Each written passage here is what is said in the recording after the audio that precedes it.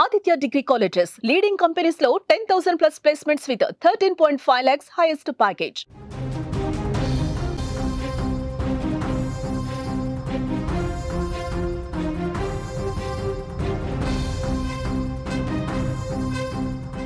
భద్రాద్రి జిల్లా దుమ్ముగూడెలో వర్షాలు పడుతున్నాయి. సీతవాగు ఉప్పొంగి ప్రవహిస్తోంది. సీతమ్మ వాగు అక్కడ స్వామివారి నారచీరల ప్రాంతం పూర్తిగా నీట మునిగింది.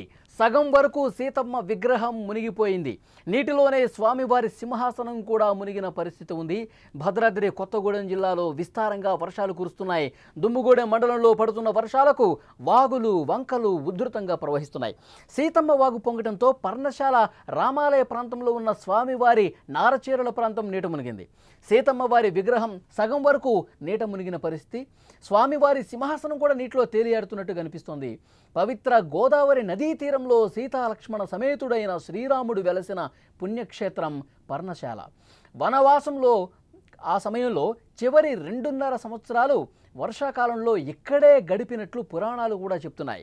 పురాణ గాథల్లో చెప్పిన విధంగా శ్రీ సీతారామచంద్ర స్వామి వారు పర్ణశాలలో కుటీరం ఏర్పరచుకుని కుటీర సమీపంలో సీతవాగు వద్ద సీతమ్మ వారి నారచీరల ప్రదేశం, శ్రీరాముని రాతి సింహాసనం, సీతవాగులోని పసుపు కుంకుమ రాళ్ళు తదితర ఆనవాళ్లు ఎన్నో నేటికి భక్తులకు దర్శనమిస్తుంటాయి.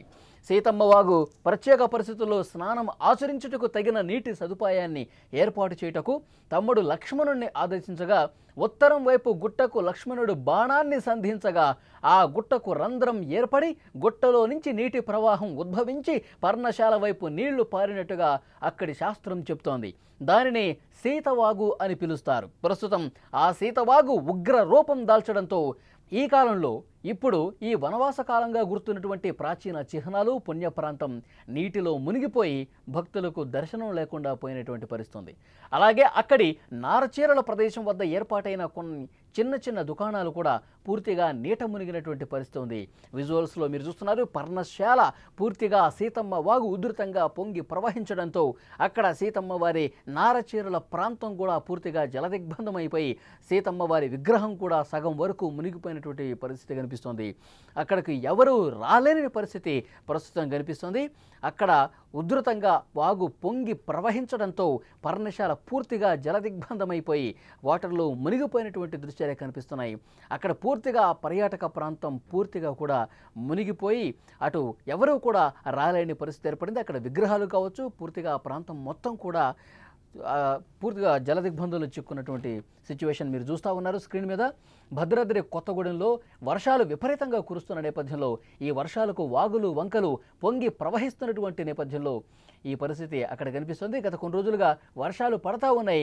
సీతవాగు పొంగి పొరలటంతో పర్ణశాల రామాలయ ప్రాంతంలో ఉన్న స్వామివారి నారచీరల ప్రాంతం ఏ విధంగా మునిగిపోయిందో చూస్తూ ఉన్నారు. సీతమ్మ వారి విగ్రహం సగం వరకు మునిగిపోయిన దృశ్యం కూడా మీరు చూస్తున్నారు. స్వామివారి సింహాసనం కూడా నీటిలో తేలియాడుతున్నటువంటి దృశ్యం కనిపిస్తోంది. పవిత్ర గోదావరి నదీ తీరంలో సీతాలక్ష్మణ సమేతుడైన శ్రీరాముడు వెలసిన పుణ్యక్షేత్రం ఈ పర్ణశాల.